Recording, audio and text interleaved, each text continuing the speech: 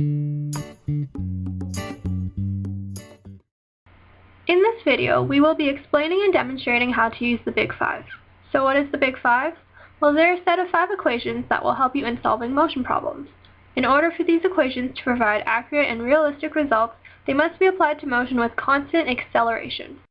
All of these equations, which were derived from a velocity time graph, help determine one of the following kinematic quantities. First, there is initial velocity, which is the velocity the object starts with. Then there is final velocity, the velocity the object ends with. There is also displacement, which is the final position subtracted from the initial position.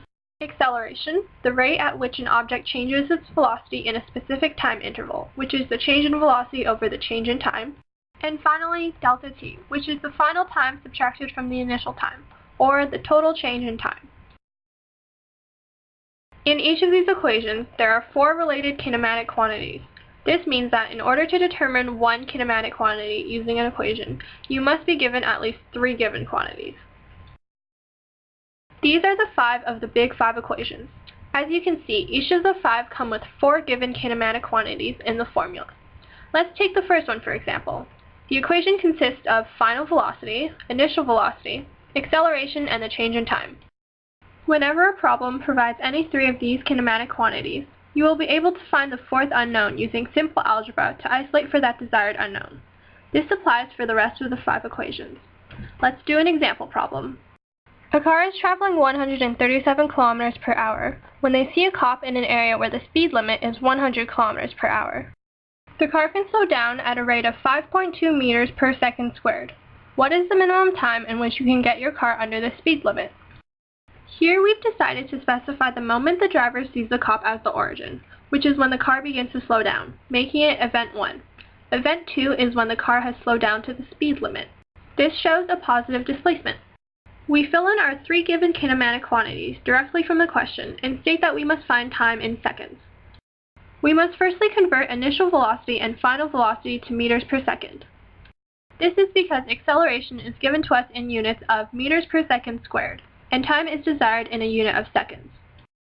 For demonstration purposes, we showed our calculation for conversion separate from our pictorial representation, but a correct practice is to convert the units directly on the pictorial representation. Don't forget your units. Here is our physics representation. Our motion diagram shows positive displacement. The decreasing interval of space between the dots shows that velocity decreases from event 1 to event 2. Our velocity vectors also show positive displacement, and that the velocity at event 1 is greater than the velocity at event 2. Our displacement graph shows positive displacement that decreases as time goes on. Our velocity graph shows a positive velocity that is decreasing, and our acceleration graph shows a constant negative acceleration. We know this makes sense because the act of slowing down is represented when the sign of velocity and acceleration are the opposite. Here is our mathematical representation. We first state that we must find the change in time to solve this problem. We can use the first of the Big Five equations because final velocity, initial velocity, and acceleration are given, and change in time is unknown. We start by rearranging the formula so that change in time is alone on the left side, so it is clear that it's being solved for. Then we simply plug in our given values using proper units and sign conventions. We found that change in time is about 1.98 seconds. But because negative 5.2 meters per second squared has the lowest number of significant digits in the problem, we state our final answer as 2.0 seconds. Therefore, the car takes a minimum of 2.0 seconds to slow down to the speed limit. Don't forget your punctuation. In conclusion, here are a few important things to remember while working with the Big Five equations. You must use proper sign convention. Remember that when the signs of acceleration and velocity are different, the object is slowing down, versus when their signs are the same, the object is speeding up.